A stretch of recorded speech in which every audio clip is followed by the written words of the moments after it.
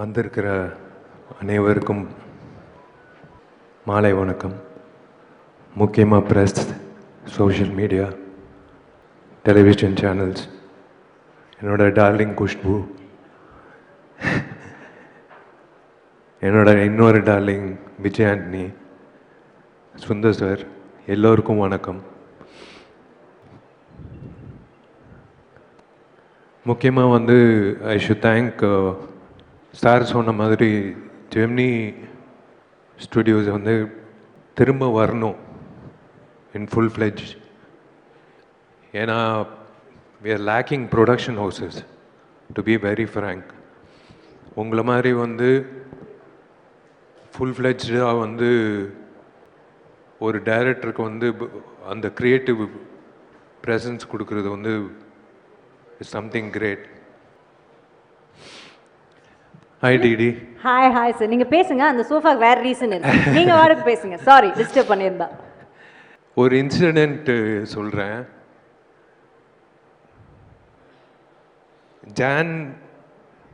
ஜனவரியில் இந்த வருஷம் பெஸ்ட் ஆக்டர் அவார்டு கிடைக்குதோ இல்லையோ, எனக்கு பெஸ்ட்டு சிங்கர் அவார்டு கிடைக்கும்னு நினைக்கிறேன். Thanks to Vijay Antony. ஏன்னா ஒரு காமெடி நடந்தது. இவங்க ரெண்டு பேர் சுந்தர் சாரும் விஜய் ஆண்டனி உள்ள பேசிகிட்டு இருந்தாங்க. ஜி இந்த பாட்டு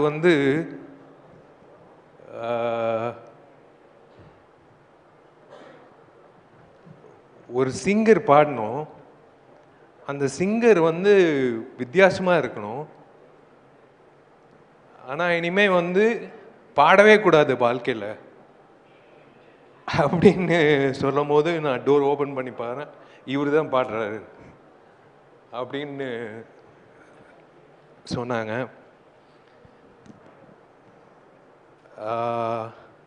விஷால் சார், இந்த கதை சொல்லுமா அவங்க ரெண்டு பேரையும் மேலே கூப்பிட்டுலாமா? நீங்க என்ன நினைக்கிறீங்க? Why don't we sit down and have a chat about this? Please வாங்க.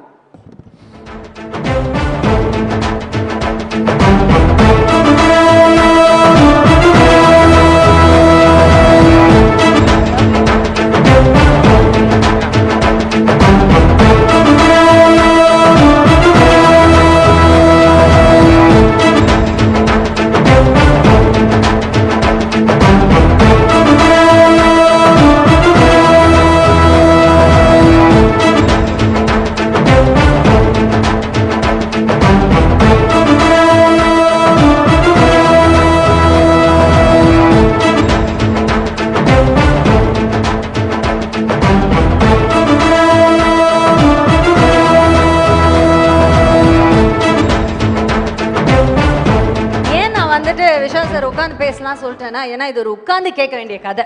ஏன்னா ஒரு சாதாரண சிங்கர் கிடையாது இல்லையா, ஒரு மகத்தான singer.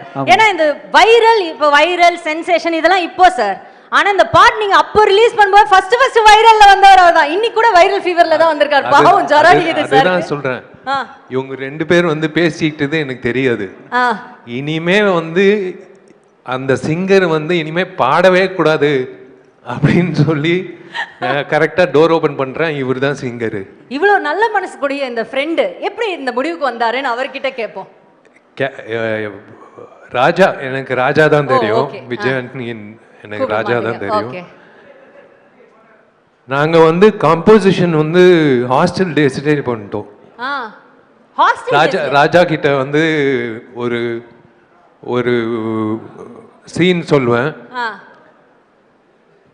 Raja compose பண்ணுவாப்ல.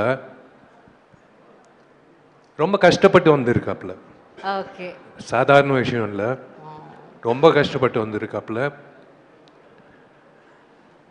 But I had a feeling that he is going to make it. ஏன்னா அந்த talent it was like unbelievable. அந்த டைம்லேயே, காலேஜ் டைம்லேயே, the variation he used to give in music. Yeah. Sofa திருப்பி சோபால இவ்வளோ சண்டையா? இருங்க வரேன். ஓகே. சுந்தர் சி சார் கொஞ்சம் டர்ன் பண்ண சொல்லணுமா? ஓகேவா? ஓகேவா? இன்னும் பக்கத்துல போடுவீங்களா? பக்கத்துல அவங்களுக்கு ஒரே ஃப்ரேம்ல 3 பேர் வரணும், அந்த மாதிரி. யா, சேர்த்து போடுவேன். ஓகே சார், நன்றி நன்றி. ஓகே, ஸோ விஷால் சார் சொன்ன மாதிரி அவர் என்ன சின்ன வயசுல இந்த மாதிரி ஹாஸ்டல் டேஸ்ல எப்படி தானே அவரு வந்து கதை சொல்றது, நடிக்கணும், இதுதான் ஆர்வம் ரொம்ப. அப்போ எனக்கு நடிப்பு டைரக்ஷன் தான். ஓகே, ஸோ அதனால தான் நானும் ராஜா வந்து ஒரு நாள் உட்காந்து ஹாஸ்டல் ரூம்ல வந்து ஒரு ஒரு சீன் சொன்னேன். அதுக்கு வந்து கம்போசிஷன் பண்ணாப்ல. எனக்கு ஞாபகம் இருக்கான்னு தெரியல. Why don't you share about that, Vijay? College படிக்கும்போது அவங்க அப்பாவோட படம் மகாபிரபு, ஐ லவ் இண்டியா அந்த மாதிரிலாம் ரிலீஸ் ஆச்சு. நான் வந்து திருநெல்வேலியிலேருந்து ஒன்றுமே தெரியாது எனக்கு சென்னையை பற்றி. ஓகே, பஞ்சம்புலைக்கு வந்த கதை தான். நம்ம வந்து பார்க்கும்போது இவர் எவ்வளோ பெரிய ஸ்டாரோட பையன். மகாபிரபு, ஐ லவ் இண்டியாலாம் அந்த டைமில் வந்து பெரிய படத்தில் ஒன்று. இப்போ தான் வந்து பார்த்தீங்கன்னா ரீசெண்ட் டேஸில் பெரிய பெரிய ப்ராஜெக்ட்லாம் வந்துட்டு. ஆமாம், அப்போவே ஐ லவ் இண்டியா, மகாபிரபுன்னு ஒரு டாப் மோஸ்ட் ரேங்க்ல இருந்த ப்ரொடக்ஷன் கம்பெனியோட சன்னு. அப்வியஸ்லி வந்து ஃபிலிம் நாலேஜ் நிறைய இருக்கும், ஆக்ட் பண்ண போகிறாரு தான் தெரியும். But the way he spoke to me, அந்த டைமில் நான் வந்து என்கிட்ட கலந்து பேசிக்கிட்டது அதெல்லாம் கெத்தாக தான் வருவாங்க. ஆனால் ரொம்ப ரொம்ப ஹம்புளான ஆள், ஆக்சுவலாக ரொம்ப ஹம்புளான ஆள். ஹாஸ்டலுக்கு ரூமில் உட்காந்து என்னோட கம்போசிங் டியூன்லாம் சின்ன கீபோர்டு தான் வச்சுருப்பேன். இப்போ இருக்கக்கூடிய பெரிய கீபோர்ட்லாம் இருக்காது. என் வசதிக்கு ஒரு கீபோர்டு வாங்கி வச்சுக்கிட்டு சின்னதாக தட்டி போட்டு காமிப்பேன். பட் அவர் வந்து அந்த டைமில் மகாபிரபு, ஐ லவ் இண்டியாலாம் கம்போசிங் போய் உட்காந்து பார்த்துருந்துருப்பார்.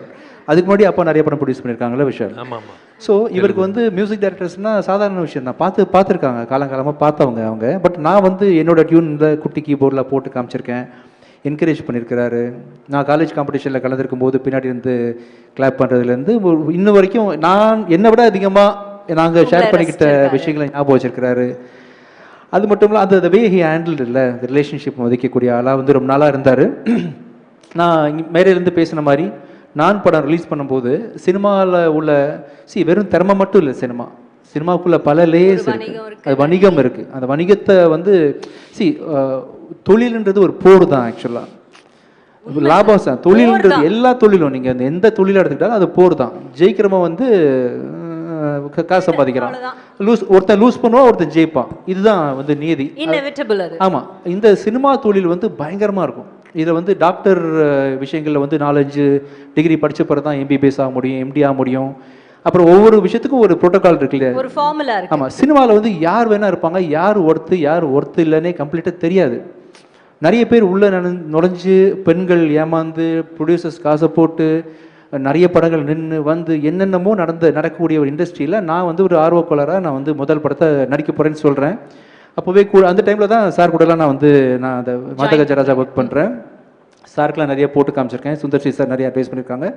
அந்த விதத்தில் வந்து பயங்கரமான ஒரு பாருங்கள், இந்த அளவுக்கு ப்ரொடக்ஷன் குவாலிட்டியில் நடிக்கக்கூடிய அளவுக்கு பொட்டன்ஷியலான பிஸ்னஸ் வேல்யூ உள்ள ஹீரோவாக இருந்த விஷால் படத்துக்கு முன்னாடியே கூப்பிட்டு, ராஜா எதுவும் ப்ராப்ளமா, எதுனாலும் சொல்லுங்கள் அப்பப்போ கூப்பிட்டு